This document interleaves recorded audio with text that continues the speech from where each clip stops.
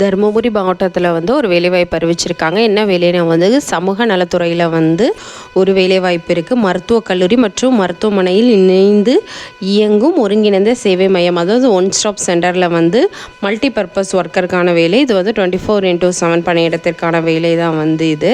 விண்ணப்பம் வந்து சேர வேண்டிய நாள் வந்து 17/11/2025.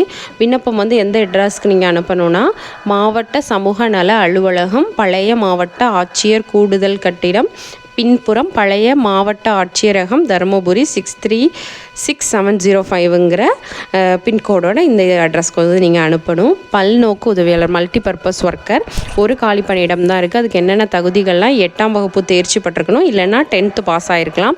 நன்கு சமைக்க தெரிந்த பெண் பணியாளராக இருக்கிறது வந்து அவசியம்.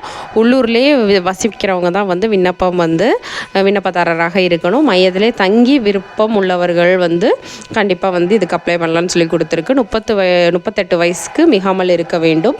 விருப்பம் உள்ளவர்கள் வந்து ஆட்சியகர் இணையதளத்தில் வந்து www.dharmaburi.nic.in வெப்சைட்டில் போய் ஃபார்மை டவுன்லோட் பண்ணி அதை பூர்த்தி செஞ்சு 17/11/2025 சாயந்தரம் 5 மணிக்குள்ளே வந்து நம்ம இந்த அட்ரஸ்க்கு வந்து சென்ட் பண்ணுற மாதிரி பண்ணணும். இதுதான் வந்து இதில் கொடுத்துருக்காங்க. ஒரே ஒரு ஜாப் தான் இருக்குது. சமையல் நல்லா தெரிஞ்சவங்க வந்து இதுக்கு அப்ளை பண்ணலாம். இப்போ இதோட ஃபார்மை வந்து எப்படி நிரப்பணுங்கிறது தான் அடுத்து பார்க்க போகிறோம். இந்த ஃபார்மை வந்து டவுன்லோட் பண்ணி எடுத்துகிட்டு இதில் வந்து ஃபோட்டோ ஒட்டுற இடத்துல இந்த ஃபோட்டோ ஒட்டிக்கோங்க.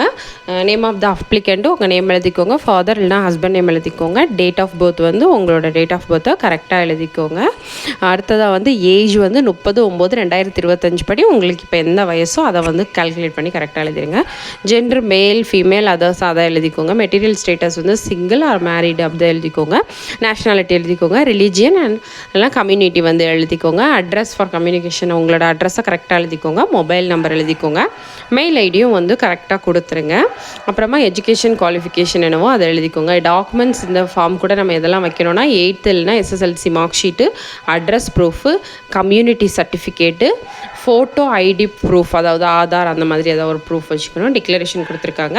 கீழே டேட்டும் ப்ளேஸும் எழுதிக்கோங்க. உங்களோட சைன் போட்டுக்கோங்க. இதை நிரப்பிட்டு மேலே சொன்ன இந்த ஒரு 4 சர்டிஃபிகேட் இருக்குது. இந்த சர்டிஃபிகேட்ஸ் எல்லாத்தையும் என்க்ளோஸ் பண்ணி நீங்கள் அந்த அட்ரஸ்க்கு வந்து சென்ட் பண்ணலாம்.